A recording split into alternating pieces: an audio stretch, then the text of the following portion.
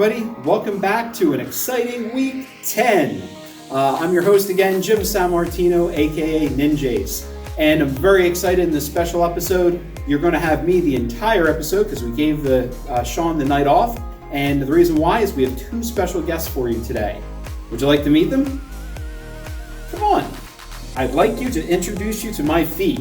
I have not seen them in a very, very long time. Now that I've lost my gut, I can finally enjoy seeing my feet again.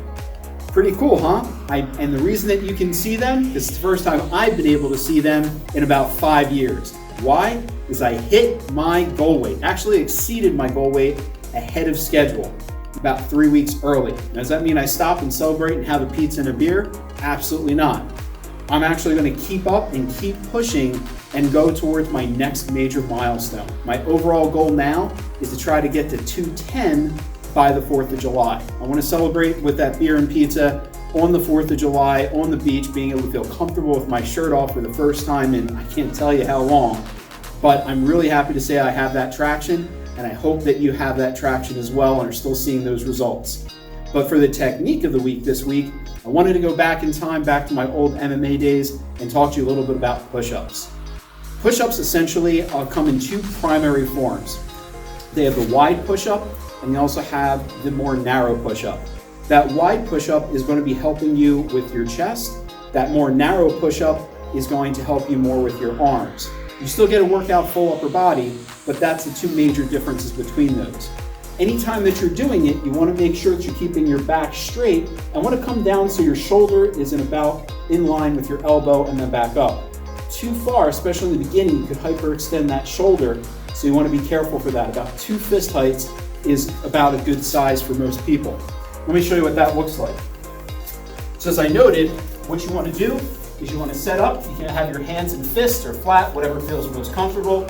Set your body back nice and straight, down and back up. I like to look just a little forward so my chin is aimed at that ground and back up, whichever way feels more comfortable for you.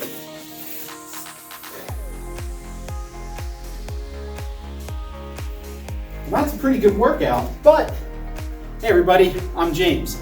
If that's a little trouble, try using your elastic band. I don't know if you've seen these, but this can give you that extra little help. So when you're doing your push-ups, if you're having a little trouble with that rebound, all you do is set up the same exact way, keeping that back straight. Now with that elastic band, as I go down, it pushes me up. Down and back up, down and back up. Now that's not meant to be a long-term crutch. That's specifically supposed to be there to help you get stronger.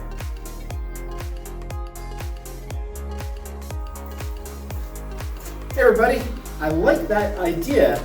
I love doing the regular push-ups. That's a great modification. But sometimes it's not that rebounding, it's actually your hands and how they hurt. You can't get a good position, whether it's your wrists, you can do it with your knuckles. A good solution to that is actually using these guys here. They're little rotation pads. So when you get set your position, same exact thing, you're going to set yourself straight, but as you set, it rotates.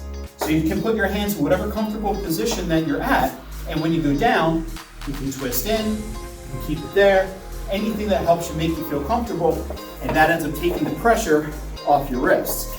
So another good workout and modification. All right, now I think those are good ideas as well. Hey everybody, Coach Jimmy here, and I wanted to pick up, I like the regular push-up, I like the banded push-up, and I like the rotation, but some of the people, myself included, sometimes it's really hard to start out when you're doing that push-up just because it's too much weight. Maybe you haven't done it in a while, or you're still working on developing that upper body strength. At that point, maybe you want to do is just reduce the angle. Now, you can do things on your knees, that's certainly an option as well.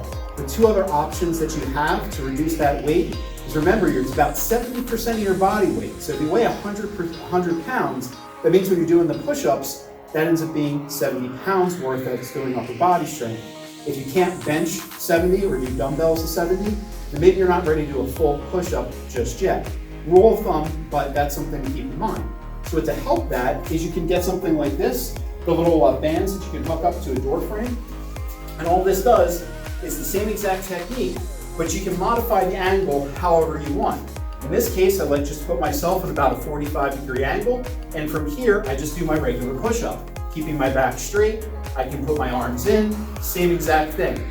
If that is still not working out for you, or you don't have that band, you have a workout bench or a chair, then you can do something like this. Same exact thing, about a 45-degree angle, and you can do your push-ups however you feel comfortable. Wow, there you have it, a couple variations to help you out. But you know what? Sometimes push-ups just aren't fun. What I like to sometimes do to make it a little bit more interesting, cards. Two different cool card techniques that you can do is you can cut the deck in any way that you want, and usually what I do is have one pile be the push-ups and one pile be the sit-ups or a break. So what I mean by that is if I want to use this pile, and you can cut it to any length that you feel comfortable with, start with a small stack in the beginning and then gradually add cards as you go. So let's say I'm going to go for a half stack for my push-ups. I put those right in front of me, and then I pick up that first card and I would do 4 push-ups. Put that down to a discard, then pick up my second card, and that would be my break, 8 seconds. After 8 seconds, I then pick up my card again, and I would do 1, or if you really want to challenge yourself, 11 push-ups, whatever you feel most comfortable with. And you just keep doing that until you cycle through the entire deck. If you're really fit and you want to try something else, what you can also do is have one side be push-ups, flip onto your back, one side sit-ups. So it's the only break you have is in that short transition. So that's everything today for some interesting ways of push-ups to make it a little bit more interesting. So everybody, say goodbye. Till next time.